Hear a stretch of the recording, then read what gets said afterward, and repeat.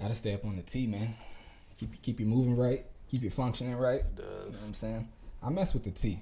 I thought I was gonna exclusively mess with tea after I had the little episode with my stomach. Cause I had to leave the coffee alone, the coffee and the caffeine and all that. But I'm solid now. I'm back. My stomach good too. I don't have stomach aches no more. Yeah, I just have my cup of coffee every morning. But I like to I used to drink coffee like all day long. Like it's part of the reason why my stomach got messed up. A lot of acid and a lot of caffeine on my stomach, especially with an empty stomach. But I like to drink coffee in the morning now and then drink tea at night. I like to end the day, in the evening rather, with a cup of tea, glass of tea, however it's called, man. What's your favorite tea? You got a favorite? I like that chamomile. I like the chamomile too. That's the kind that had me on when my stomach was messed up. And it's just no ingredients, just the flour. Just the flour. It's like it's nothing else. It's not nothing extra. Mm-hmm. You know what I'm saying? It's just the chamomile, which is dope. Yeah. Well, look at us, old niggas, starting a podcast talking about tea. But anyway, what's up with y'all, man? It's another episode of the Barber and the Cameraman podcast. I'm your boy Michael Flicks, always in the mix. It's your boy D the Barber. Nobody goes harder. And we back, man. I said last week was episode 8, but it was actually episode 7. So this week is episode 8, if I'm not mistaken. But either way, we ain't really finna be keeping track of the numbers like that. We just gonna be, you know what I'm saying? Full disclosure, I'm gonna keep track of the numbers because I like to know how many podcasts we've done and just, you know what I'm saying? I got like little benchmarks that I want us to hit when we get to certain episodes. But I'm saying all that to say, like, I'm gonna keep track, but we're not gonna like. Every time we post, it's not going to say episode 8, episode 9, da-da-da-da. The plan is to have a title for each podcast. That way it could say the title of the episode, and then it'll say the Barber and the Cameraman podcast. You know what I'm saying? But Right. Anywho, what you been up to since episode 7? Oh man, episode 7. Let's see. That was last week. I've been working, going through other things in life. Mm-hmm. You know, getting ready to go to Oregon on the 18th. I'm going up there. Just a little trip with a friend. Oh, yeah? Yeah. My boy out there playing football. I'm going to go out there and go hang out with him for a little while. See what's up with the snow. Get a little piece of that because I've never been to the snow before. You know, we California boys. We ain't never been in no snow, so this is going to be fun. Mm-hmm. At least I haven't. I don't know if you have, but I've never been to the snow. You didn't get to go to the snow when you went to 6th grade camp? I didn't go to 6th grade camp. I was bad. I didn't go to 6th grade camp. You didn't? I missed out on that. I was in trouble. I feel it. I think that weekend I might have been in step. Matter of fact, I think I was in step that week. Was supposed to. I got in trouble. I remember prior. Step. You was in step. I was in step. I was a step spokesman. the poster child, man. That dude was crazy too. I forget the dude's name now. Was like we used to call him the stepfather. The stepfather. Step. We had but anyway, Step was like for those who aren't from San Diego and or didn't go to O'Farrell Middle School. Step was like a program. It was almost like in school suspension, but it was like a whole group of people that went to this one teacher and like this. And you stayed in this one area of the school, and he had you doing all like these crazy military, you know what I'm saying, type things. You know what I'm saying? It was. You know what? I forget his name, but he actually caught me in the bathroom like trying to make the urinal overflood. And it was funny because being a follower, I only did it because I was in 6th grade at the time. This 8th grader that I knew, he was in there doing it. Yeah. And not that I thought it was like the funnest thing or the coolest thing to do, but just like I just wanted to see the water fall over the edge and like run to the floor and go down the drain. Yeah. So he was doing it. He did it, you know what I'm saying? And then he left out. And you know what I'm saying? I went over there and I kept doing it just to like let the water fall. Caught you, man. And just my luck. The stepfather come. He's like, "Yo, man, what are you doing?" I got my back turned to the door. I jumped off bed, turned and looked at him. And he's like, "You know you got to clean that out, right?" And I was like, and I remember like, because I knew how crazy he was and I had heard all the stories about all the stuff that he make students do when they part of step. When he said you got to clean that out, I thought he meant like I got to like, with my hand. Like I got to grab it. So like on everything I love, bro, like I was like finna grab like some tissue, bro, that's in the urinal and had been in the urinal, peed on, flushed on, some other stuff. I'm about to grab it with my hand because I'm thinking that's what he said. He's like, "No, young man, hold on." And he like turned and gave me one of the little things that you pick up trash with, the little pinchers. I remember those. He gave me one of those, and I had to clean out all the urinals in the bathroom. But he didn't tell my teacher or nothing. He just made me clean out all the urinals, and then before I went back to class. But anyway, 6th grade camp. 6th grade camp was dope. That was my first time going to the snow. Yeah. My first time going to the snow was in 6th. It was mad cold. Feet got hella cold. Yeah, that was my first time going to the snow. But you never been in snow before? No? Never. It's dope, bro. Never. It was hella cold. A few pairs of socks and a pair of gloves. You're going to need that. Yeah. Definitely. You say your boy playing football. Who he play for? Oregon State. Okay. Yeah. That's what's up. Yeah. It's going to be fun. How their season going? Oregon State. That's over. That's right. It's been over. They didn't have a good season. I ain't kept up with college football in years, man. That tea is fire. I ain't caught up with. Green tea? I got the ginger tea. Yeah. Well, shoot. Since you talking football, we can go ahead and stay in the football world. You see what happened with AB? Yeah, I mean, I seen what happened with AB, but I mean, there's rumors that he did it because of this and because of that. We don't really know because we weren't there, but I mean, how he left, it was pretty entertaining. Of course, it was entertaining. That's never what you want to do, though. It was entertaining, but I mean, something like that you say for the locker room. You know what I mean? But yeah. I mean, I can honestly say like, I can't talk down on him because with me having a stepson that played football, I did that one time to where he was on the team, and the dude coaching the team was playing straight daddy ball. Mm-hmm. I mean, daddy ball. Clearly, we got other kids that can score, that can do this. You're just giving the ball to your son almost every play, and we're losing. Mm-hmm. It's not like he's dominating. We're losing. Right. You're not giving other kids a shot. Mm-hmm. So when the game was, I waited till the game was over. So I didn't stop the game. Not in the middle. The game was over. I took his shoulder pads off, took his jersey off. I said, "Here's your shoulder pads. Here's your helmet. We're done." So I'm not gonna sit up here and let him ride the bench because you want to play daddy ball. I said, "And we're losing." I'm like, if he's dominating the team in practice, why wouldn't he go out there and dominate another team? Mm-hmm. And then finally once he, we left that team and the other kid moved up and he stayed down. You seen the games. He was a dominant player after that. He ran the show after that. So his stepson was nice. But, so yeah, I mean, like I said, you never know what really went down on that sideline. But with Antonio Brown being Antonio Brown, you never know. I mean, he's done some shit.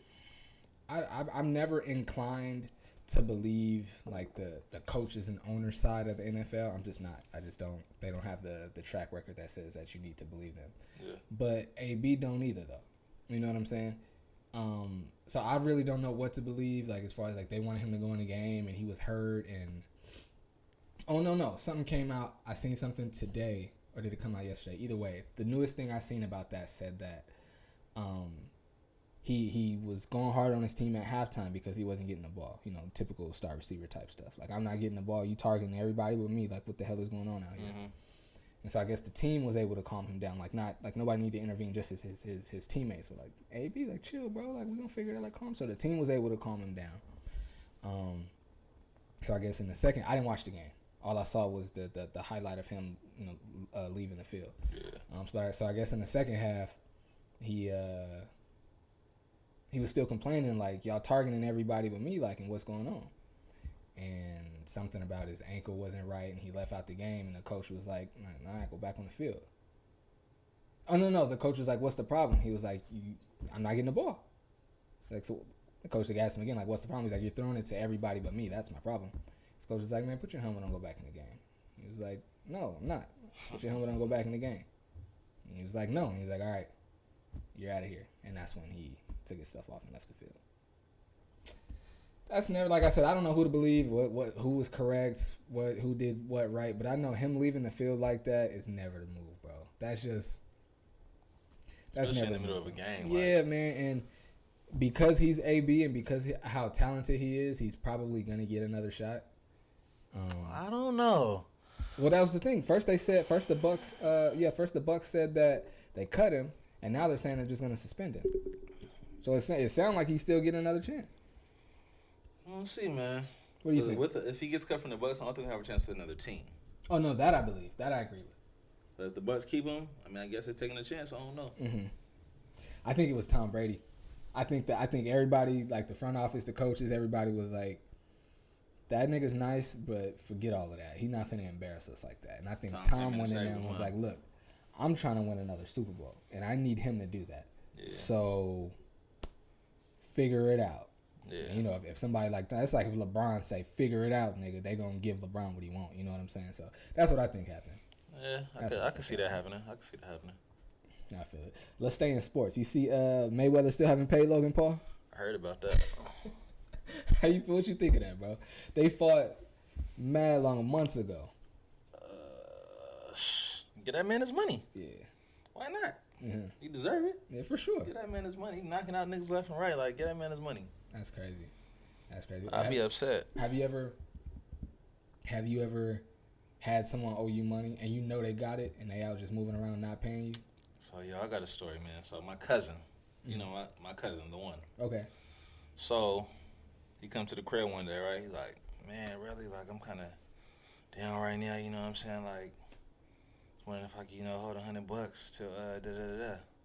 I'm like, all right, cool. It's nothing. You know, when somebody asks me for some money, I don't ever ask them what you need it for, because I feel like that's putting pressure on somebody. You know, I don't feel like I need to be on their business. If you're going to pay me back, you're going to pay me back. Right. If you lying and using for something else, God go handle that. You know what I'm saying? So I say, yeah, I got you here. Boom, I give him 100, right?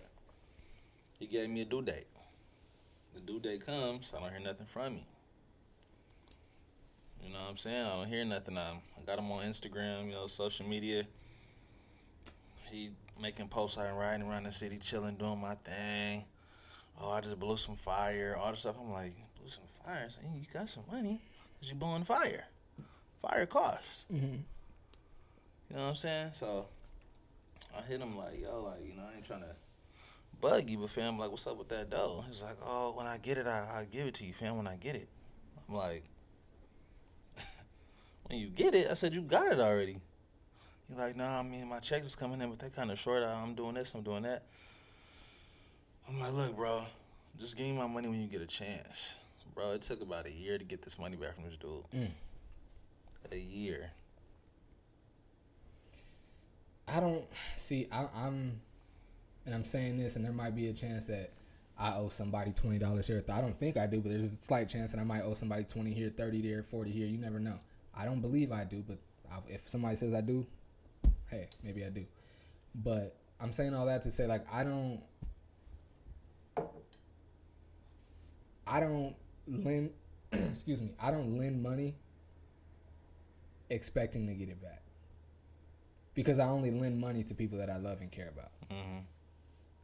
It's like, if I'm any money that I'm willing to take out of my pocket and release from my hand, I just operate with the assumption that this money's never coming back. You know what I'm saying? Unless it's like I was about to say, and even that money doesn't come back. I was about to say the only time I look at it a little differently is if like sponsor money from this podcast comes in, mm-hmm. which it has already. I take, you know what I'm saying, I get paid, you get paid, the rest gets reinvested into better equipment. Mm-hmm. You know what I'm saying? We're going to start bringing guests in. We're going to need a third chair. You know what I'm saying? It gets reinvested. But I don't ever, I'm saying that to say, if I take some money that we make from this podcast and go buy more lights, I look at it as I bought lights to make the podcast look better. And if these lights doesn't bring in more money, then I'm fine with that. You know what I'm saying? And I look at it, I treat the money that I loan to loved ones the same way. Yeah. And so if it's like, if you fall on hard times, and even if you give me a date, you tell me like, hey, Flicks, like I'm in a bad spot, let me hold a stack for like 2 months. Pay you back, it's January, I pay you back March 21st. When March 21st comes, I'm going to remember it. Don't get that twisted. When the date comes, I'm going to be hoping like, oh, I got a band coming back. It's going to be nice. Sir. I can go buy some more equipment. Yeah. Go buy my kids some shoes or something. I might even plan for the money, which you should. You're not supposed to plan for money that's not in your pocket already. I might even make plans with that money. But I'm not going to hit you up, and I'm not going to ever ask about it ever again. I'm not. Yeah. I'm not. And I think that's the best way to do it. But at the same time, sometimes I feel like I'm wrong because I don't forget either. But at the same time, I don't treat you any differently because you might owe me $30 from 4 years ago that I never got. You know what I'm saying? See, my whole thing is like, I'm thinking, like, okay, if this would have been like the 90s before we had social media and stuff, maybe I could have just been like, you know what it is. But when you flexing on social media and then you give me a due date, I'm expecting like, well, yeah, like and then he got in there telling me, why you tripping, bro? We all know you got it. I'm like, that don't matter. It's not about me having it. It's about what you told me you was gonna do. And you never tell me you ain't got it, but yet you be buying loud. You flexing on the gram. You know, you cruising around in your whip doing this and doing that. Like, We had to fight. you acting like you didn't even give me like I mean, you should be willing to give it back to me as easy as it was for you to come get an ass. That's all I'm saying. If you'd have been like, I need another month, fam. Okay, I can respect that, but at least say something to me. Say something to me. That's real. I feel like I should make something clear based on the explanation I just gave. If someone owes me money, I'm going to see about getting my money back. You know what I'm saying? But, and I guess that only goes with, like, with jobs. Because that's happened to me before early in my photography career. Yeah. I do something for somebody and not get the front half of the deposit or not get the front end. And just be like, oh, I'll just get the whole payment after I do the job. And I'll do the job. And at this point I've gotten the money, but I had to chase this nigga for a month to get my bread back. And it's like, not get my bread back, to get my bread. And it's like, bro, like, I did the job, give me my money. You know what I'm saying? But I don't know. I'm bringing that up to say, like, I wouldn't treat like work money like that. Like, if I do a job and I complete the job, you get your video, you get your photos back, whatever service you ask for, and I don't get the money, nah, I got to run down on you. Not to physical violence, but I got to see about getting that bread back. You know what I'm saying? I had to clarify that. I got to see about getting that bread back. You know what I'm saying? But, like, a loved one, if I give a loved one some money, it's just, even if you tell me tomorrow you're going to give me that 200, that 200 is just, I operate with the assumption that 200 is never coming back. I feel you. For sure. While we talk about numbers and stuff, this will be the last thing with sports. Yeah, you don't really mess with Kyrie. Kyrie came back, 22 points in his first game back for the Brooklyn Nets. And nigga said, I don't care. Why you don't mess with Kyrie? You said why? Yeah. Because I'm a Warriors fan and he's always been an enemy. I feel it. He was a LeBron. I feel it. Nigga play for the Nets now. I don't fuck with Kyrie. Oh, you one of them I don't fuck with KD no more either. You one of them sports fans. Hey, once you with us, it's cool. Once you leave, peace, KD. And see, you're not an enemy. You're more of a fan. You're a fan of your team before you're a fan of the sport. And I feel like in every sport you watch. Because you the type that, like, when you go out, if the Giants are playing the Padres in a series, and it's happened before, we'd be downtown and you see Padres fans with their gear on, you flexing on them. You know what I'm saying? Me, I don't. And it's cool. I think it's funny and I love it. And I want to be with you every time it happens. I think it's dope. But for me, like, and I'm bringing all that up to say, like, what you said about KD and Kyrie, like, yo, you don't mess with them niggas. Like, me, I'm a fan of the sport first. And so, like, I think what KD did going to the Warriors is hella whack. He should have never went to the Warriors, bro. Play for OKC and then went and joined the team that beat him. I thought that too. Once he started playing a few games, I'm like, oh, niggas, ain't too bad. The best nigga in the league that year.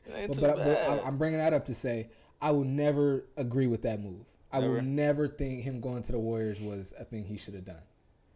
I hated him for doing that. It was an easy way out. I didn't hate him. I hated that move. Let me clarify that. I did not hate KD. I hated that move. And I'll never respect that move. But I'm a fan of the sport first.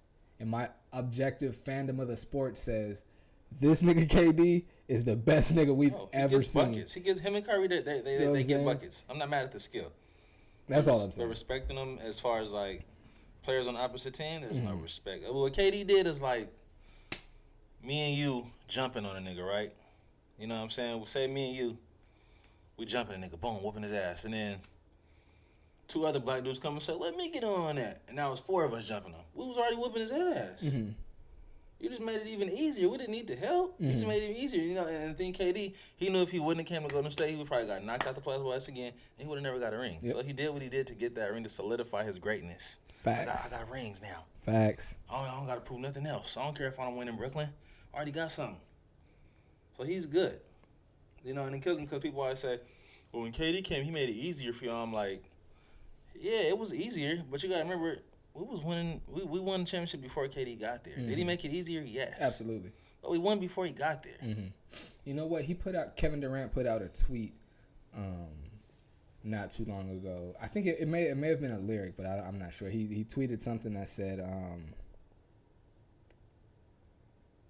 I knew I something about he likes the love, but he always knew he needed the hate more. And it made me start to change my opinion on him, because I always felt like he was overly sensitive and just was too reactionary to people like saying things about him, whether it's the burner account or him joining the Warriors or whatever. I always felt like he was too reactionary. But then seeing that tweet with him talking about he needs the hate more, it almost makes me think he did not necessarily join in the Warriors, but it makes me think like he's done some of these other things to rile people up to make them hate him, so he can feed off of that hate and go out there and dominate. Because I was reading that, like, because even on the Cuzzo cast when I was in Palmdale, actually that's why I'm gonna be at it. I'm going to Palmdale to film episode 2 of the Cuzzo cast. But on episode 1, I asked my cousins, I was like, "Y'all think Kevin Durant is happy? Like, do you think he's happy? Like the burner account, or like he reacts to everything people say. Like he just seems so sin. Like y'all think he's happy?" And now I think the nigga is happy. I think he just likes to create. He likes to get people riled up, hating him, so he can use that hate as fuel, which I like. He said, "Hey, I'm gonna make it where you don't support me. I'm gonna rile you up to where like you don't want to support me, so I can go hard on your ass."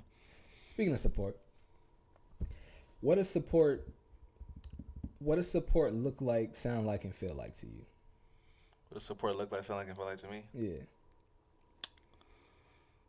I mean, support. It's showing the person. It's showing someone that's doing something that what they're doing is worth what they're doing. Mm-hmm. You respect what they're doing. You believe in what they're doing.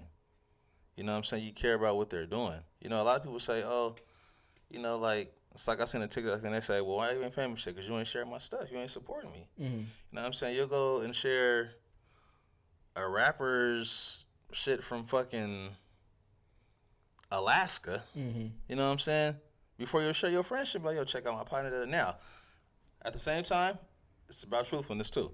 If your friend shit is whack, you ain't gonna want to share because it's whack. Mm-hmm. But that's something you got to tell your friend. You know, so it's like when I first started doing music, I thought I was the business. How people tell me like, "Yeah, I mean that shit is cool, but it's kind of whack." I had to step back and look at it like, you know, that shit is kind of whack, B. Mm-hmm. Now that I'm to the level that I am now with my new creativity and my progressiveness, the old shit I was putting out before, that shit was kind of whack, fam. Mm-hmm. It's kind of whack. Mm-hmm. I feel it. It's kind of real whack, actually. I like where you went with that because I wanted to go that direction as well. And see, for a long time, and I still feel like certain people close to me could support me more than they do. But I'm someone who goes, I don't want to say over the top, but I go hard with my support. Like I go really hard with my support. If I, you know what I'm saying, if I like you, if I like what you're doing, if I think you're positive, you got all my support. But for a long time, I was like going on rants on Twitter and on Instagram saying like, bro, I'm out here doing dope shit. Like, how come like some of the people closer to me ain't really supporting me the way I would expect? When I see you supporting people the way I want you to support me, I see you doing that for other people. Mm-hmm. And I know you love me, so how come I can't get that too? Mm-hmm. You know what I'm saying? But then not but then. So I felt like that for a while. I decided to not like wear it so much and not let it affect me so much and be all overly sensitive about it. So I do still feel that way, but I decided to just let it go and just work hard. And I was I listened to like all I do is listen to podcasts. I was listening to an old clip of the Joe Budden podcast, and he was saying talent never asks to be seen or heard. It just is. Mm-hmm. And it made me think like, mm-hmm. damn, bro, you was out there doing all that crying for support. Maybe your talent just wasn't what you thought it was. Sometimes you got to step back and realize that. It takes a lot to step back and do that. And it made me feel like such a crybaby, bro. It really made me feel like a crybaby. Like talent doesn't need to be seen or heard. And I'm like, damn. if your podcast was really that dope, if the videos if your basketball mixes or your pictures or whatever you putting whatever content you putting out. Now hold on. If it was really that dope, your loved ones would jump on and support it, right? Now hold on. Sometimes people don't want to support you just because they just don't want to support you. They're like, yeah, they could be in their own feelings about what they got going on in life. He doing better than me. I'm not gonna show that nigga no love. For what? To pump him up? He already think he the shit. Some cats won't support you just because I got cats in my inbox right now. So yo, help me run the numbers up. Share this. I'm looking at the shit. I'm like, it's kind of whack, fam. Like, I'm not gonna share no whack shit. Now, if you, I'm also a person that goes off of, if you support me, I support you back just because you supported me. You know what I'm saying? Like, even if you don't like my shit, you share it just because I asked you to. I'm gonna share your shit too. Just because I want to show that support back. You know what I'm saying? But like you said, talent is going to be seen and heard. It's meant to be. You shouldn't have to ask and beg people. Like, for instance, I see some cats, they'll tag like 100 people in a video on Facebook. New video dropping, bow. And then get like 6 likes. You tagged 100 niggas, you got 6 likes. And those are all your closest homies. My nigga, you fired, still doing it. Like, your closest homies. If the only people you got fucking with your music is your camp, that says enough right there, buddy. That says enough. And I mean, there's some truth in that, but I also feel like with content, especially with anything you do that you want to grow massively, you have to be okay with doing it for a long time on a very small scale. Yeah. You know what I'm saying? Like, it's perfect example. It's a comedian, Kev on Stage. I follow him on Instagram. And he's got his own studio now. He's out in LA. He's done a few commercials. Got a podcast going. He's a traveling comedian. If I show you him, you'd probably recognize him. You just don't know him by name. Kev on Stage, really, really funny Christian comedian, really clean. He doesn't only stay in the Christian realm, but he's a Christian-based comedian. Dude is super funny. Damn, I forgot why I brought him up. What was we talking about? Support. That was what it was. Kev on Stage was saying, he was like, a lot of people want to like do podcasts and they want to do comedy, or they want to do like some of the similar things that I'm doing. He was like, people see like how well my podcast is doing now. He's like, but it wasn't always like that. Yeah. He's like, you want to be a podcaster? You want to do a podcast? Can you do 100 episodes that only get 10 views? He's like, can you do that? Can you put out a podcast for 100 weeks straight that the most video ever gets viewed is maybe 25? Can you do that without your confidence getting shaken? Can you really, like, do you have the confidence in yourself to be like, nah, my shit is dope, I just haven't gotten it to enough people yet? Or will you do 100 episodes and only get 20 views and be like, well, it's only 20 niggas checking this shit out, I might as well pack it up?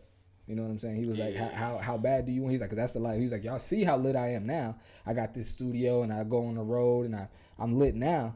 He's like, but can you do that? I did a podcast for 100 weeks that only like 10 people watch, bro. It takes a while. Nothing comes overnight. You know what I'm saying?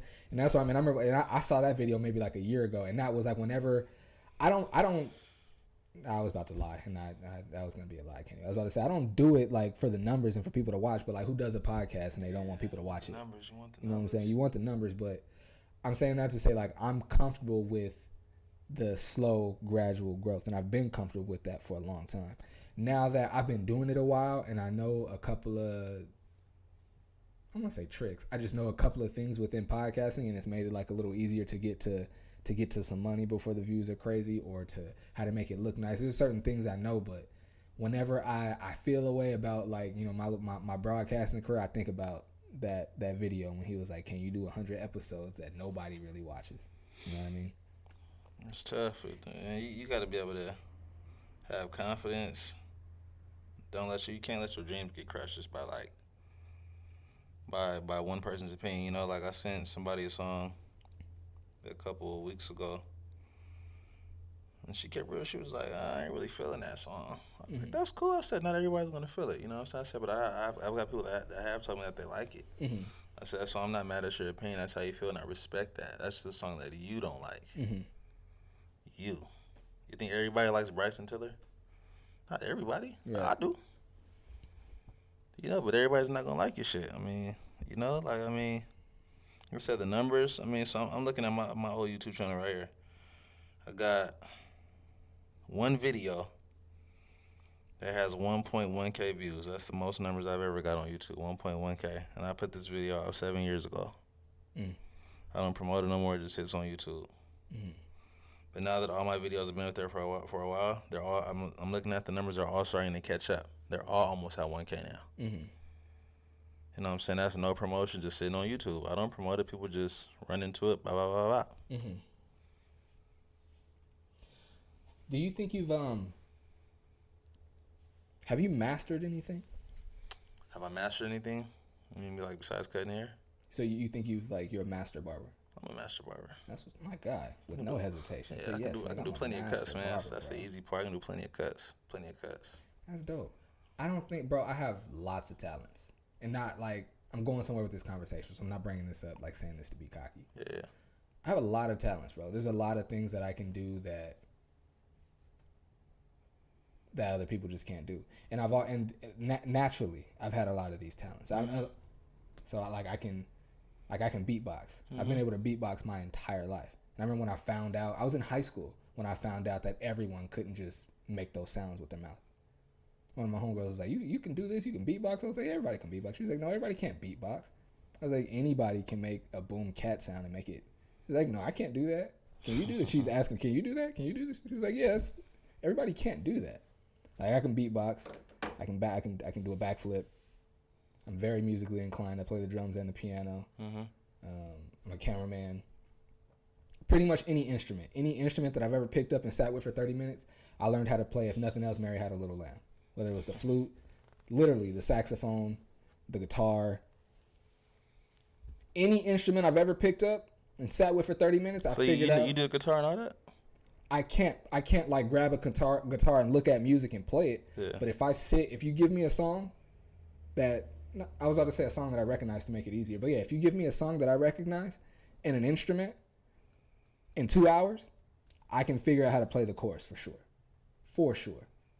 Piano, guitar. I was about to say, it used to be some of the wind instruments, but right now, like since I haven't done music things in a long time, piano and guitar. If you give me the instrument, a familiar song, and 2 hours by myself, I can figure out how to play the chorus for sure. There you go. But I'm bringing that all of that up to say, I've done a little bit of acting. We talked about that. We did performing arts. I can dance my ass off. A lot of people don't know that. We know that. I can dance my ass off. So I can act. I can dance. I'm like, all of these talents that I just named, right? I haven't mastered any of them. Nah. I have not mastered not one talent, and I've spent time with each one individually, but never enough time and enough thought to really master anything. Like, even when I was really into music, I could always play by ear. Even when I was really, really into the piano. Like, I used to come home and play and break my keyboard out and play the piano every day. I used to love playing the piano. But because I was so musically inclined and I had such a good ear, I never took the time to learn how to read music. Like, so I know where middle C is, and I know what all the keys are, the black ones. Well, I don't know the black ones. I know the white ones. And see, perfect. I didn't master. I don't even know like the actual notes of the black keys. I just know the white ones, and I don't know how to read music. You know what I'm saying? Even like as a cameraman, I know a bunch of stuff about cameras. Like, yeah, obviously it's my profession now, but I don't know everything. I'm still learning. Everything that I've done bad, like flipping, acrobatics, like I haven't mastered anything because I haven't taken the time to really sit with anything. I'll like do it the way I enjoy doing it, the way it's fun for me, and then I'll even if it's like 2 years later, I'll get bored with it and then move on to something else and get good at that, good enough to kind of show off and do it and have fun with it, and then get bored with it and move on to something else. I haven't really mastered anything. It made me feel better when I heard that little like soundbite that's been going around in the Instagram reels. It's like a girl talking. She was like, something about the phrase doesn't end at you're a master of none, because I've heard that phrase my whole life. You're a master of none, master of none, master of none. Now I was thinking that about myself for a long time. Like, you ain't mastered anything. But the little soundbite was saying, the full quote is, master of none, but it's better to. Pretty much, it's saying being a master. Damn, I messed it up. See, having a whole bunch of talents that you're good at but you haven't mastered is better than mastering one thing. So it's pretty much saying like it's dope that you know how to dance and act and you're musically inclined and you're a cameraman, you can do all this and backflip and do all this dope shit. That quote is saying that it's better to be able to have marginal talent at a bunch of shit than master piano and that's all I know. You know what I'm saying? So that made me feel a little better about it. But I was like, damn, nigga, like you really haven't stuck with anything to like really lock in and master it. And all my life, I've known that like I felt like, how do I say this without sounding cocky? All of my life, I've felt like I've had like a higher purpose. Me too. I feel you on that. Me too, man. Me too. I know I'm supposed to work with kids. Like, I know that's a calling that I have in my life. I know I'm supposed to work with the youth. I just always have had a connection with young people. So I know I'm supposed to do that. But even before I was an older person that was, like, connecting with younger people, all my life, all growing up, bro, I just felt like I was, like, it sounds really cocky, bro. Say it, man. Shit. It sounds really cocky. All my life, I have always felt like I was destined to do some really greatness, really great. And that's how you should feel. Dope, fly stuff. That's bro. How you should feel. All my life, I've always felt like, and I remember even telling my girlfriend in high school, and tell her, like, I'm gonna be famous one day. And she was like, "What's she finna be famous for?" I was like, I remember saying to her, "I don't know, but I'm gonna be famous at something." Mm-hmm. And I remember, and this is just coincidentally, I go by Michael Flicks on the podcast. My actual last name is Rhone, Rhone, like phone, but with an R. And I graduated high school in 2006, and when I was in high school, my junior and senior year was at the same time Mike Jones was popping, and I played sports. So it was Mike Rhone, Mike Rhone, I loved it. Oh, I loved it, bro. My whole senior year, and I remember even after one of the pep rallies, I got called out as a starter on offense and defense in football. After one of the pep rallies, this dude that was on our football team, I forget his name, it's a white dude. He was, no, it wasn't at school. We had a team dinner Thursday night before the Friday night game. We all went to like IHOP or Denny's or something like that. And we're all sitting in the booth. And two of our teammates that came late, they walked in and they seen me and Jesse sitting at the booth. It was like, "What up, Jesse?" Mike Rhone, Mike Rhone, do the whole thing, right? And one of the white boys is like, "Bro, you just have one of those names, bro. Like, you just got one of those names. You're supposed to be famous, bro. You're supposed to be famous." And I remember thinking, like, and like I said, all my life I felt like I was supposed to do like some fly next level like dope shit. And that's why I say you should wake up every day trying to chase your dreams, because it's never too late. Mm-hmm. It's never too late. As long as you're here, like breathing, try to chase what you want. You know what I'm saying? It's like me. Yeah, I've been doing music for what? Like that was about 8-9 years now. Well, I don't want to say 8-9 years. I haven't put out any music in a long time due to some health reasons and some other stuff. But, you know, I feel like now with the music I'm making now, this is the most comfortable I've been making music. Before, when I first started rapping, I was just trying to be a rapper. Oh, this sounds good, I'm going to say this. Or they're saying this, so I'm going to say this too, and try to, you know, I was trying to be a rapper. Mm-hmm. Then I had to sit back and realize, like, you know what? I'm a barber. I'm a father. You know what I'm saying? Mm-hmm. What can I, rap about? And I've always had a thing for R&B. I listen to more R&B than I listen to rap. Like, my playlist on YouTube is a lot of old stuff. You know what I'm saying? Like, Jagged Edge. Mm-hmm. You got Drew Hill. You know what I'm saying? I got some new stuff. Bryson Tiller, Chris Brown. You know, and I actually feel more comfortable, believe it or not, talking about, the thing that I love. I don't want to say most in this world, but one of the things I love in this world, and that's women. Mm-hmm. So I'm talking about a lot of heartbreaking things that's happened in my past relationships, stuff with my ex, you know what I'm saying? Like, I'm talking about a lot of stuff, so I'm really cutting the surface this time. Mm-hmm. They're going to get all of me and what I've been through. That's what's up. You know what I'm saying? So it's gonna be fun. Those are the artists that you connect with the most and have like the most like aggressive fan base. Because you look at somebody like who's the opposite of, well, with all due respect, I don't follow his music like that, but I would assume somebody like Flowrider doesn't make music that's very like, that has a lot of depth to it.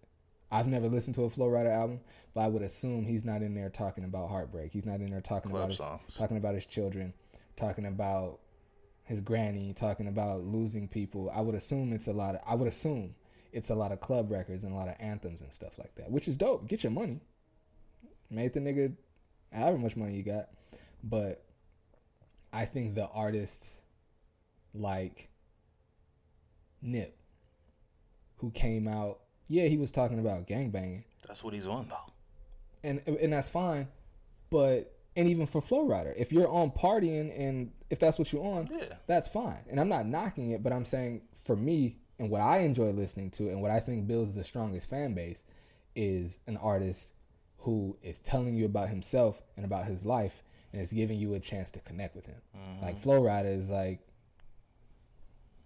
we can all do this, and there's a place for it, and we gonna do it when the time is right, when you're feeling right. Oh yeah. But when we sitting in here getting ready for the podcast, and we just like trying to get a chill vibe going where we talking about our topics and get ready to do the podcast, I'm not finna turn on no Flowrider. And I say that because it's like me, okay, like I'm a barber, so I can't make songs talking about I'm sliding on niggas and I'm about to hit them with the glizzy, and I got a brick of this. I can't do that. They're gonna be like, bro, you cut hair up the street at really? You gonna look like a fool. I'm saying when you bust your gun, you in the shop all day. I'm saying? Exactly. So I like I said, the music's coming to me more comfortably, and like I said, I'm at a point in time to where it's like it's kind of like that Usher CD, 8701. All he talked about was relationship shit he was going through. That's all I can talk about. Going out, having fun. You know, it's not all going to be, sentimental. That I'm going to talk about some fun shit too. Right. But for the most part, I'm dedicating this whole tape to everything I've been through in the past 10 years and this last year by myself, single. That's what's up. It's going to be deep, man. It's going to be deep. Get into it. That's what's up. I'm excited to hear it. It's going to be deep, man. I'm excited to hear it, man. And yeah, when the album does drop, you got to come on my other show. Let me interview you. Because this is like, and speaking of that, I'm glad you're starting to talk more on the podcast. Because as much as I speak on the podcast, I've been feeling like, damn, I be still in the whole. Nah. We good. But now when the music comes out, then you gotta come up to the station and do an interview up there with me. And that'll be like, it'll be, all my interviews are conversations, but the purpose of an interview obviously is for the person being interviewed to get information out to the people. You know what I'm saying? And so yeah, you definitely gotta pull up on me for an interview for that. That's gonna be dope. That's gonna be dope. Got you. Speaking of interviews, my dad had to have me send him one of my interviews so he could. I was about to say so he could flex on his coworkers, but really just prove to them that. Speaking of that, I mentioned my dad and my mom just sent me a message right now. But my dad had me send him one of my interviews so he could prove to his coworkers that I do the stuff that he tells them that I do. Oh yeah. So my dad tells me he's at work. They didn't believe him or something? Yeah, because of the way it happened. So my dad tells me they're at work and they're watching KUSI on the TV. and Paul Rudy's on Good Morning San Diego. Yeah, my bad. Just saw something funny, man. It's all good. And Paul Rudy's on Paul Rudy from Prep Pigskin Report. Mm-hmm. He's the anchor, the host of Good Morning San Diego. And when did I get it? So my dad said they were they were at work in the morning with the TV on watching KUSI, and Paul Rudy came on the TV, and he said everybody's talking about one of his female coworkers like, oh, I just love him. He's been doing his thing in San Diego for so long. He's so funny. This and that. Da da da. He said my dad just how my dad talked to everybody, just making conversation. He's like, oh yeah, my son works with him. He said his coworkers was like, come on, Stefan. Your son works with him. Your son works with Paul Rudy. Said he was like. Yeah. Is that my son is a photographer. At KUSI, they got a football show. Like, my son talks about him all the time. My son works with him, yeah. He was like, Stefan, come on, bro. Like, he said he was like, my dad's like a minister, a pastor. This nigga never lies. You know what I'm saying? And then also, who's going to just volunteer a random lie like that? You know what I'm saying? Like, but I guess people do it. But anyway. I can picture him pointing, my son. Mm-hmm, you know how he point to with his fingers and everything. Yep. But randomly one day, my dad was like, hey, son, send me the link to your interview with Paul Rudy.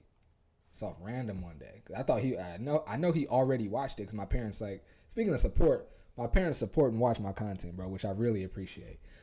So I know my dad had already seen the Paul Rudy interview. Yeah. I'm thinking like, oh, he want to watch it again? Or like, I'm thinking he finna show it to my Uncle Clarence because you know how much I love my Uncle Clarence and try to be just like this nigga. I'm like, but whatever. I send him the link and I don't even ask what he wants it for. I just send it to him and continue working, continue my day. And this was months ago.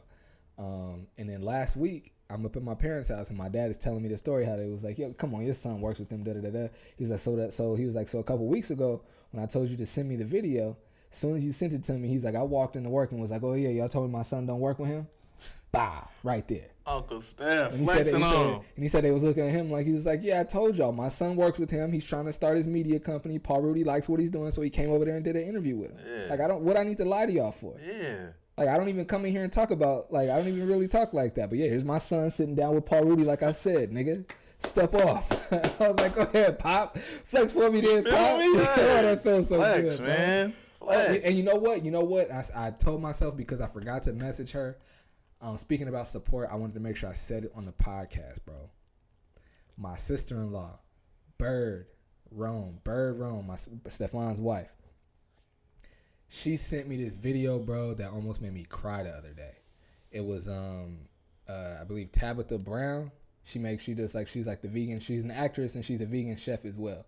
But she did a video pretty much talking about how she goes around speaking to people and cooking, and she gets paid handsomely to do so. Yeah. But she didn't go to school for culinary arts, and she's never like been in any public speaking classes. And she's pretty much saying like, so yeah, if you feel like you're like in a space where like maybe you don't belong, she's like, you do belong, and you're doing the right thing, and keep going in what you're doing, and da da da.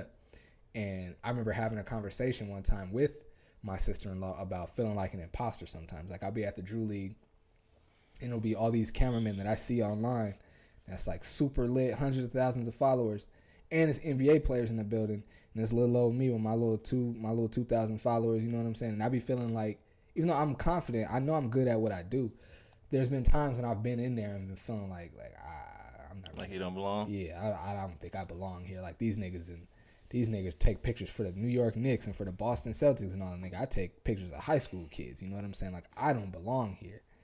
But then somebody like Frank Nitti or Nick Young will come up to me after the game and be like, hey, yo, good shit. You know what I'm saying? It'll like validate me like, oh, I do belong here. Yeah. You know what I'm saying? But anyway, my sister-in-law, Bird, she sent me this really dope video of Tabitha talking about, Miss Tabitha, with all due respect, talking about just you are enough, and that you're on the right path and what you're doing is right, and make sure you feel like you're enough. So thank you, Bird. I appreciate it. It came at a perfect time too. Thank you. I appreciate that. Love you. Appreciate it. I didn't, she sent me the message, and I'm pretty sure I double tapped it and liked it, but I never like sent her the message back and said thank you. So I definitely want to make sure I came on the podcast and did that. Thank you, Bird. I love you. I appreciate you. What's up, man? That's what's up. For sure. Having fun on this podcast, man. Having fun today. Where we at? Oh, we doing good on time too? Solid. Speaking of podcasts, have you heard of the Fresh and Fit podcast? The Fresh and Fit podcast. I've heard of it, never seen it, never watched it, and even when I saw what I'm about to talk about, the hosts didn't even look familiar to me. Like, I had never seen it before. But there's a podcast, two black dudes, called Fresh and Fit, spelled the normal way. These are two black dudes, and they're sitting on their podcast, on their show, talking about how they don't date black women. And they got like all these like disrespectful ways that they like Shaniqua and all, like these like names that don't pertain to anybody in particular, saying they don't do the black, they're not night riders. We don't do like, just so demeaning and disrespectful to black women, bro. And I just like, and I guess this happened a while ago, two separate occasions where they're speaking like this. But I guess it came to like, people are putting these videos back out because King Von's ex Asian doll, I don't know who this girl is, but she was on their podcast, and she kept on having like a side conversation with someone. And one of the hosts, the lighter skinned guy, told her to be quiet and was like, yo, like, you've been here for an hour. It's like the fifth time we've had to tell you like to stop doing that. Like, we here, like, respect our show, respect the space, and stop talking while we're here trying to do a podcast. And Asian dog called him mean. And then he was like, well, you can get the fuck out. And like, just like, was like, to be honest, I didn't appreciate how he was cursing at her in that moment. But I thought he was fine with telling her, like, hey, yo, we've asked you a few times to shut up. And we're in here with cameras and microphones going that can hear everything you're saying right now. We're in here trying to conduct a podcast. Shut up or leave. I thought that was fine. I thought that was fine. He shouldn't have been cursing at her and all of that. But I thought him telling her to be quiet or leave, that was fine. Yeah. But them, all these like demeaning terms for black women and saying that they just don't date black women, that's crazy to me, bro. That's crazy. Yeah, I mean, as far as that, I mean, I'm pretty much open. I don't discriminate, you know. I feel like all women are beautiful in their own way.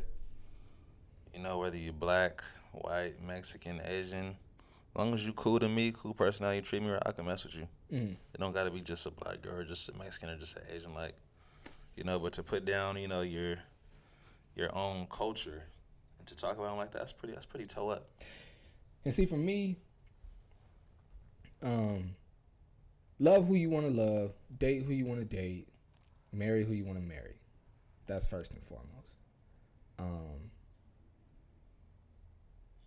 But for me, hearing black men say that they do not and will not date black women, like if you say you are open to date anyone, that's one thing, and I'm okay with that.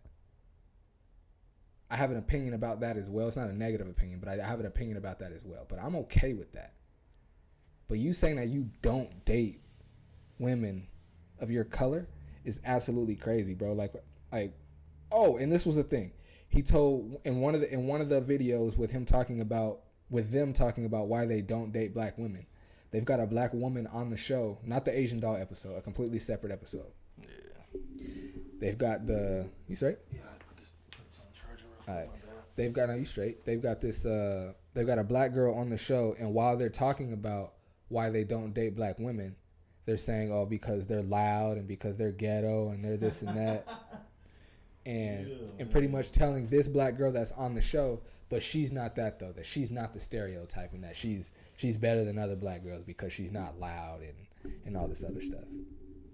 You see, but when cats say that, they gotta recognize, look in the mirror, and be like, "Do you have some of the same traits as the person you're talking about?" Because they say the same thing about black men. They're ghetto, they're loud, just all kind of stuff. True. So you can't say you don't want somebody that got the same. I mean, you can say that.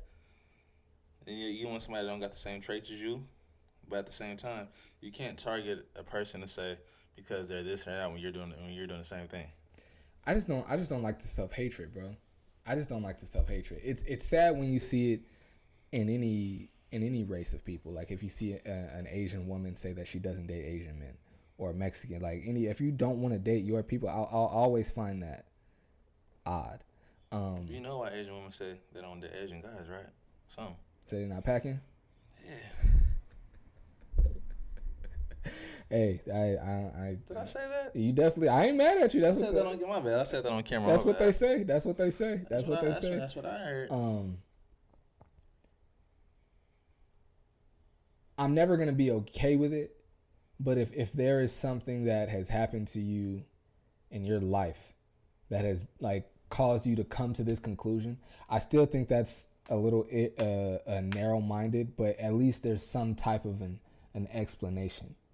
But so I've met girls that have dated nothing but black men. Now, granted, this is when they were younger, like from like fresh out of high school to from like junior year, and this is while I was that age as well. So, but just like from junior in high school to like sophomore, junior in college, saying like, I don't date black men. It's like, why? Because I all through high school and college, I dated nothing but black men, and all of them cheated on me. So my conclusion is that black men cheat, and I'm not dating anyone that's going to cheat on me. I think it's wrong. Maybe all the black men that you've dated have cheated. Like, so, but you drawing that conclusion, I guess I can't be mad at it. You know what I'm saying? But it's going off of self-experience. Right. But you just saying that like, oh, everybody's ghetto and everybody's this and that. It's like, what? Yeah. What? There's stigmas about black men. Do you fit all of them? You know what I'm saying? There's a lot of classy black women out there. Say classy women. Of course. You know what I'm saying? There's a lot. Of course. You don't even need to. There's classy people of each race. So of course there's classy black women. You don't even need to say that. Yeah. But it's like for me, I just don't like the self-hatred, bro. I don't like it. And it's like, okay, I was trying not to have this conversation on the podcast, but I'm gonna go ahead and say it. Talk about it. I don't expect everyone to be as quote unquote as militant as I am, or to like have the same views as me. Definitely not. Like obviously you don't, as far as like dating.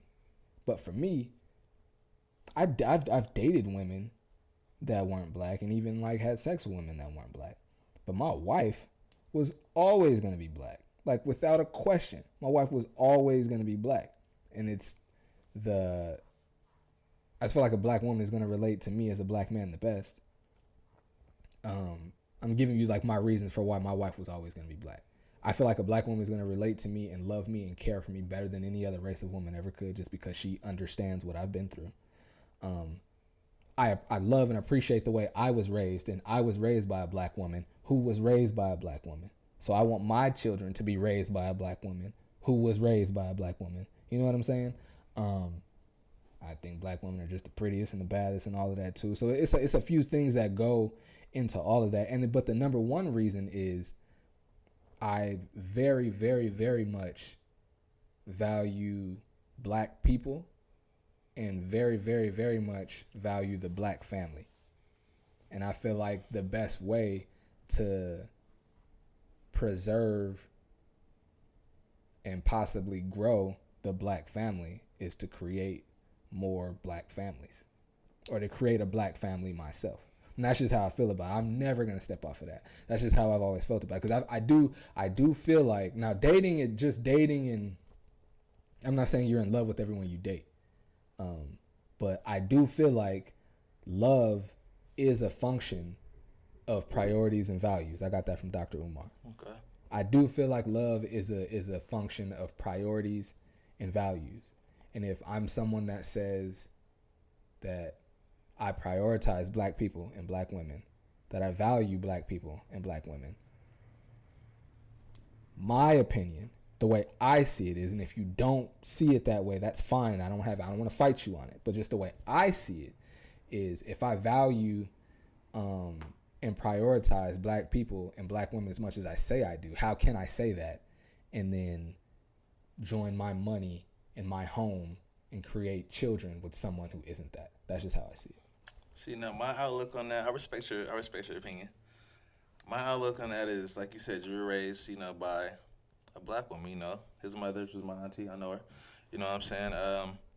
The household I was raised in, besides, living with Miss Jones, my family's exotic. They're Filipino and black. Mm-hmm. I was raised by Filipino and black mix, long curly hair, you know what I'm saying? So now that I'm older, that's kind of what I go for. Mm-hmm. Because that's what that's what I grew up around. I was raised in a household, you know what I'm saying? My uncles, they all got all their girls brown skin, long curly hair, you know what I'm saying? So I go for the mixed bunch kind of, but like I said, I don't discriminate black women mm-hmm. at all. Mm-hmm. But are they first on my list when I go out somewhere? I'm not gonna lie. Nah. Mm. I'm not gonna lie. But you got a list of my boy. I'm not gonna lie. When I go out somewhere, y'all might hate me for this. Yeah, I'm looking for a cute mix. She black and something. Mm-hmm. You know what I'm saying? Black and something. And is this based on strictly trying to recreate what your uncles created, or is there something else there too? I don't really want to say recreated. I think it's. But that's what you just said though. You said growing up, all your uncles had brown skinned women with long curly hair, and now that's what you got looking for. So you are trying to recreate it. Recreate it sounds so like I'm like I don't like a copycat, but that is what you're doing, and it's fine. Like I did that while growing up. Like my dad and my uncle Clarence. This isn't about who they dated, but my dad and my uncle Clarence, all growing up, they went to Long Beach Poly. Long Beach Poly has the most NFL players of any high school in the country. Like most professional athletes of any high school in the country. Yeah. All stories they have. My dad and my uncle get together, Christmas, Thanksgiving, birthdays. All the only stories they have is of winning, dominating, and then me trying to be like my uncle. He ran track, and this nigga smoked everybody. Yeah. So when I play sports, all I do is talk trash. I ran track because I wanted to smoke everybody. I want to play football and play basketball so I can go back to Thanksgiving and have stories like my dad and my uncle. I was trying to recreate. Me playing sports was me trying to recreate the stories that I heard from my uncle and my dad. Yeah. So I don't think there's anything wrong with it, but it does sound like that's what you're doing now. So I'm asking, is other than recreating what you saw your uncles do you think there's anything else that leads you to want to go after brown skin, curly hair women? I mean, that's just what I like. You know what I'm saying? That's just what I like. And I'm asking that because I agree with that. And I feel like the way, like you're like recreating or implementing what you've seen, because growing up, like I'm like Steph and I, me, Steph, and Derek, me and my two brothers, we all grew up in the same house. Parents are still together to this day, so we had all the same parents, a lot of the same outside influences. We all three of us had a lot of similar outside influences in the house, right? But of the three of us, like Steph's wife is not black. I've spoken to Derek about it. He's not tripping on what color his wife is. He's like, if I marry a black girl, that's dope. If she's not black, I'm not pressed about marrying a black girl. I was the only one that was. I remember having a first grade teacher, Miss Grayson, that went hard for black people. She read us Langston Hughes, and she read us like all the black poets and put us on the black literature. And you know what I'm saying? I'm black and I'm proud. And it wasn't just black kids in her class, but she was putting us on this stuff and playing James Brown in the classroom, bro. My first grade teacher. Say it loud, I'm black and I'm proud. And it wasn't just black kids in the class, but she was a black teacher that knew the majority of her class was black. So she was like, I want these little black kids to have pride of self. And so I'm going to do these things in my classroom for these black kids. Miss Grayson, first grade. My kindergarten teacher was a black woman as well, but she didn't go hard for like black African-American stuff like that. So my kindergarten teacher's black.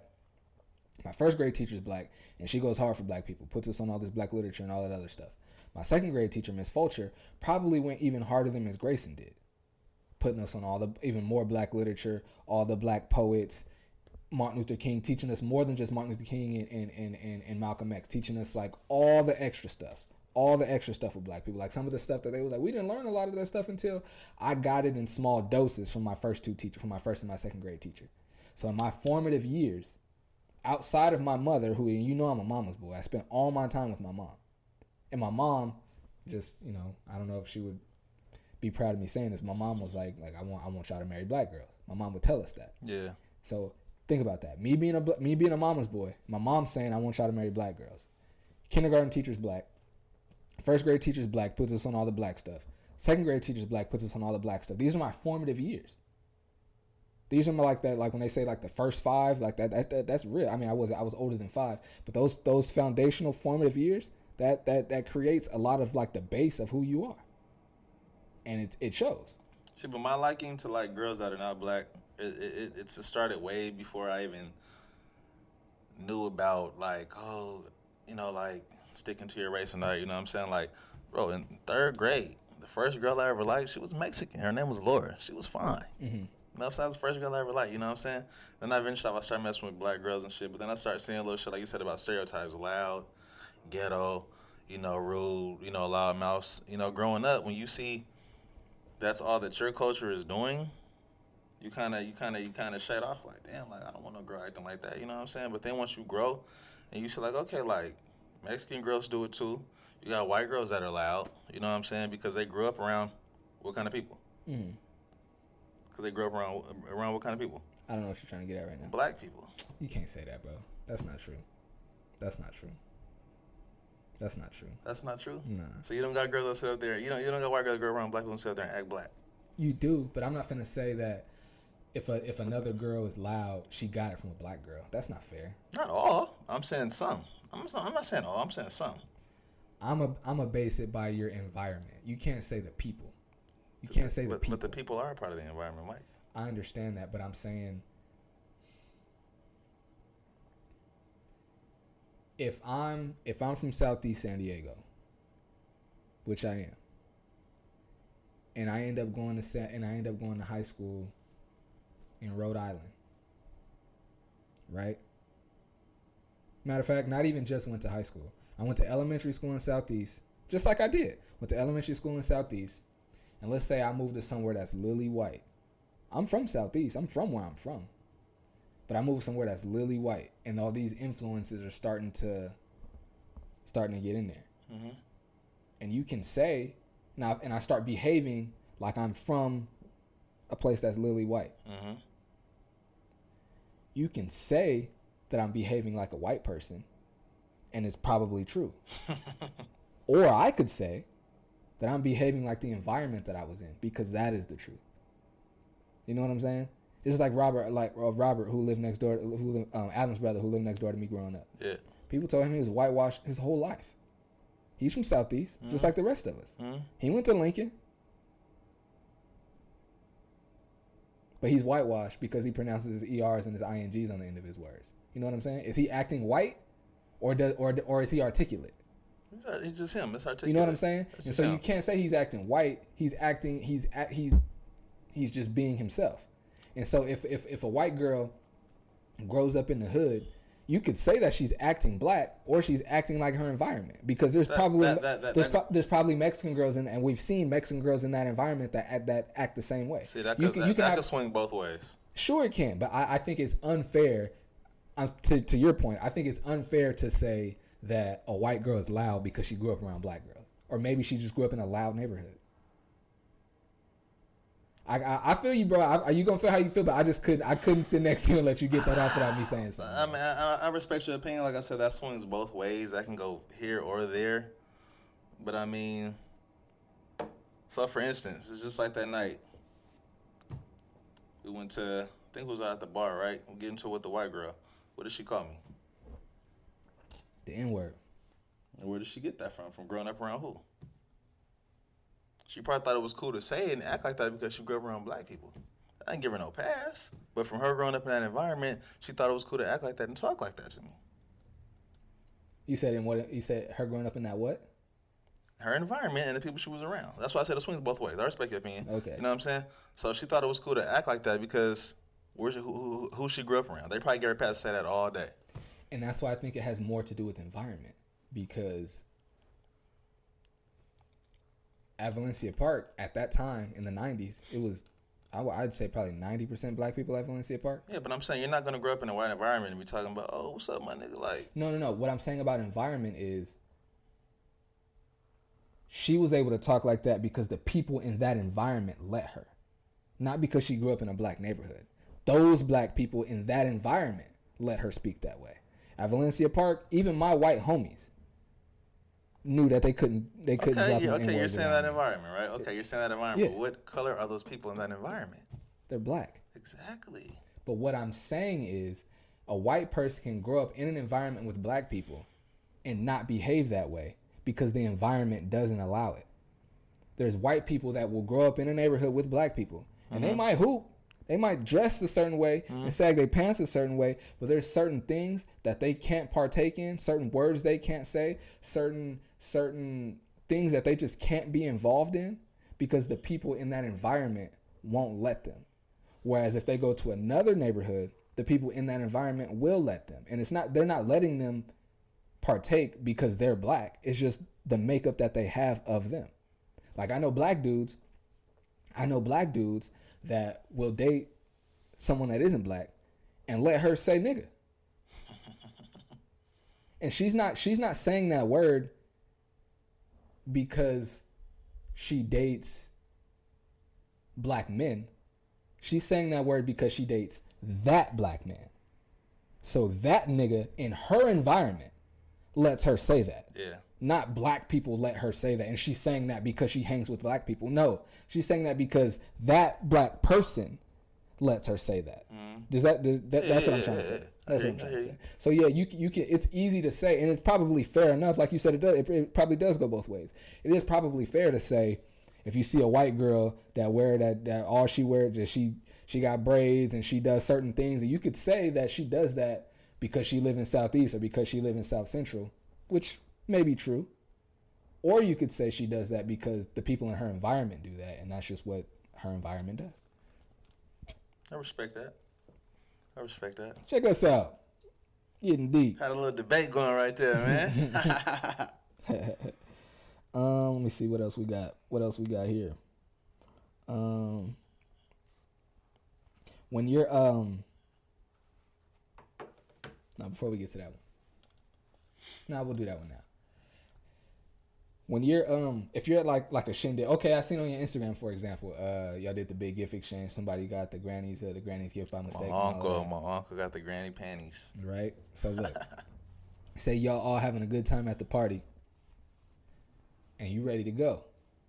Do you tell everybody like, all right, and it's the middle of, like, say in the video that you showed us, it's the middle of the fun. The fun is popping off right now, but you ready to go home and you're gonna leave. Yeah, I'm going home. Do you stand up and start shaking hands like, all right, y'all, I'm gonna get up out of here. See y'all next time, or do you just kind of slide out real slick like, hey, I'm gonna run to the bathroom and just kind of slip out? I'll let everybody know I'm leaving. Yeah, no matter what you it is. can't just slide on your fam like that, man. Okay, what if it's not the fam? What if it's just like a group, like y'all all like Dave and Buster's? Telling everybody I'm leaving. Yeah? Yeah. You feel like it's disrespect to? I mean, it's just common courtesy. I feel it. I'm asking because Rick Ross was on the 85 South show with DC Young Fly, Carlos Miller, and Chico Bean. I love their show, man. But that's a boss in a whole different position. He feel like he don't owe the world nothing. Like, Rick Ross, I'm gonna do what I do. No. You can't say that about one person in scenario and then change it for somebody else, nigga. If it's not courteous, it's not courteous. No matter how big of a boss you are, if it ain't courteous, it ain't courteous. True, but I'm saying with his mindset, how he's thinking, he don't give a damn. That's why I didn't say it was okay. I'm saying with how he was thinking, he didn't give a damn. Oh, yeah. He's like, nigga, I'm Ricky Rose. I gotta. Who was y'all? Like, y'all the niggas from Wildin' Out, man? I'm gone. He feel like he don't owe them niggas no exit. I don't know. Well, I think it was a shady way of doing it, but I figured he knew that it would reach the internet and do all that. So I mean, ask because I've said it on here before. I'm a big Jalen Rose fan, man. I wasn't the biggest fan of his playing career, but him and like his broadcasting and media career, I love Jalen Rose, bro. He always keeps it real. I love Jalen Rose, and I've read his book and seen like his podcast, a million interviews. He said that's what he does. He said he'll be out somewhere. He said he did that with the Miami Heat. When Juwan Howard was coaching Miami Heat and they won the championship, he said he was out celebrating with them. He's like, oh, you're having a good time. He's like, oh, yeah, I'm going to the bathroom. I'll be right back. And got up out of there. His podcast host, Jacoby, he said Jalen does that all the time. It's like Jalen will be like, oh, yeah, I'm finna run to the bathroom. I'm finna go get us some more drinks. And he just won't come back. Like, yeah, where'd Jalen go? I ain't seen this nigga in 2 hours. I just thought it was funny. I've never done that before, bro. I've walked into places late and just sat down like I had been there the whole time and left places early like without saying anything. But it's not like a common practice of mine to just like, I think it's kind of fly though. I'm not going to lie. Just get up and bounce like that? I think it's kind of fly to like, actually, you know what? They say that's a thing that you're supposed to do. Is it in business or just in social settings in general? But they say that's something you're supposed to do is like leave, create the fun. Like you be the life of the party and then leave at the height of the fun is how you get people to like always want you there. I read that was it a book? But I read that somewhere a long time ago. It's like in the party, like turn the party up, start to get the beer pong going, everybody taking shots, you control the aux, make sure the music is lit, get everything lit, and then just disappear when everything is hot. Like you make sure everybody's like, what? The nigga with the C hat on, we was having a good. Where'd he go? Like, what happened? And so the next time you walk in the party, like, yo, you know what I'm saying? Because the last time you just walked out on some, like, what happened? I don't even know if I'm gonna see this nigga again. Yeah. And the next time they see you, it's like, oh, it's the nigga that had it lit last time. You know what I'm saying? I'm not saying that's what Rick Ross and Jalen Rose been doing, but I did read something over 10 years ago that said that like that's how you want to move out here. I'm gonna go to the bathroom real quick. Oh yeah, no doubt. I'm fucking with you.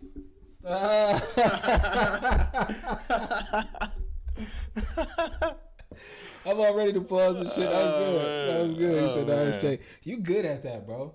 You good at that, bro. It took me to the. So we'll go out, right? We'll go out. And I've been saying on the pod, this is a funny nigga right here, man.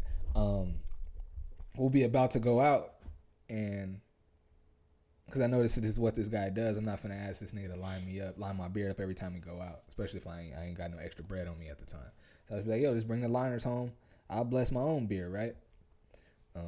From time to time, like, you remember the Clippers? You'd be like, oh, nah, I forgot them. And I'd be like, no, I'm just playing. I got them. And every time, bro, except for the last time you did it, but every time, and the first couple times it was on the phone. You'd be like, oh, nah, bro, I don't. And then actually the last 2 times I was able to look in your face when you did it. You was like, nah, I forgot them. I'm thinking like, bro, I'm finna be out here looking crazy. I'm just fucking with you. I got him. I'm like, how does this nigga get me every time? I'm finna run to the bathroom. It's about making them believe it.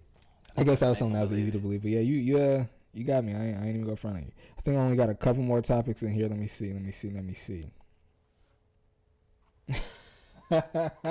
Have you ever had a? No, I ain't even gonna do it like that. This nigga Kanye bought the house across the street from Kim, and I guess allegedly was hiding in the bushes outside her house. I've been through that before. Oh, I should have started it the other way. You been there before? Like I've somebody been was there hiding in before. your bushes, or you was hiding in the bushes? No, so my daughter's mom, when I first got with her, right? Mm-hmm. She had been single for like maybe half a year. You know what I'm saying? But the ex dude was still like trying to come around and doing weird shit. So this dude would hide in the bushes inside her apartments and be watching us through the top window. You know what I'm saying? She told me one time, like, yo, like, you know, this nigga just texted me talking about, I seen that nigga, you hugging that nigga out the gate and him leaving, da da da da. You know what I'm saying? I'm just like, that niggas is doing that? Wow. Crazy. Crazy. How'd you deal with that? Well, he ended up going away. I mean, you know, he was never really a threat to me. Oh, okay. But he ended up just taking the L. I was like, you know what? It is what it is. Mm-hmm. You know what I'm saying? He wasn't the biggest guy, so I mean, maybe that could have played a factor. Like, you know, I wouldn't stand a chance against that nigga. But I mean, like, he's super small, like shorter than her. Mm-hmm. You seen her? She's short. Oh yeah, he a little dude. Yeah. He So a little dude. and he actually came to the door one day, like to see his son. And mom's was in the room. She was like, he answered the door, so I answered. I said, I think it's some kid at the door. She came to the door. She was like, that's his dad. I was like, oh shit, my bad, man. You know what I'm saying? Ended up getting into it. I called her baby mom, like, yo, your baby daddy here, da da da da. You know what I'm saying? Like, you trying to see your son? She like, nah, he can't, because he'll do something to try to keep him. I want to bring him back. So I had to tell this man in his face, like, yo, you can't take your son. Like, you know what I'm saying? He was hot, but I mean, what you really gonna do? Yeah, I had to tell this man to his face, you can't have your son. His son's standing next to me. Me and his son already became cool. He's like grabbing onto my shorts like this, hugging my leg. It was like, and I had to tell the dude, like, yo, you can't see your son. Like, she said no. I had to close the door in his face and lock it. Put yourself in dude's shoes. I would have been mad. How are you gonna react though? Probably would have swung on a nigga. I'm not gonna lie. With me, I would have swung on a nigga. Fuck you mean you go tell me I can't see my son? We fighting. I would have just grabbed my kid. We fighting. I would have just grabbed my kid, and then if he put hands on my kid trying to pull my kid away from me, You know what? You're right. That's a better way to handle it right there.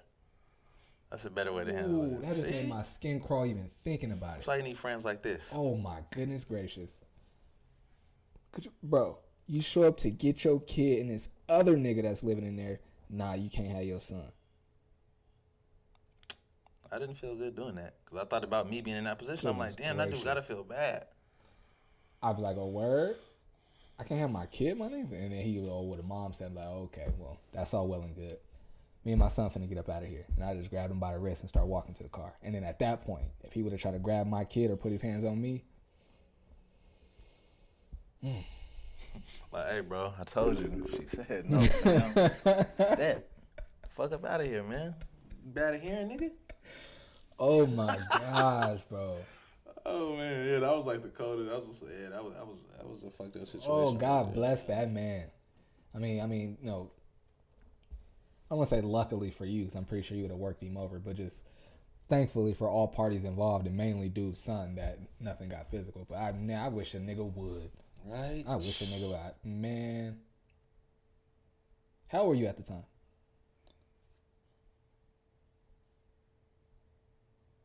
About 24. More power to you.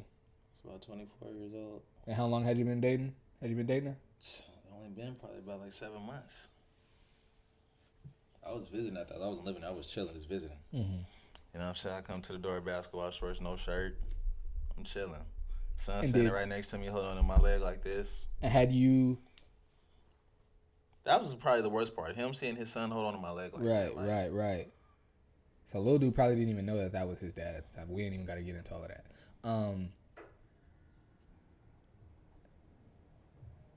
Did you...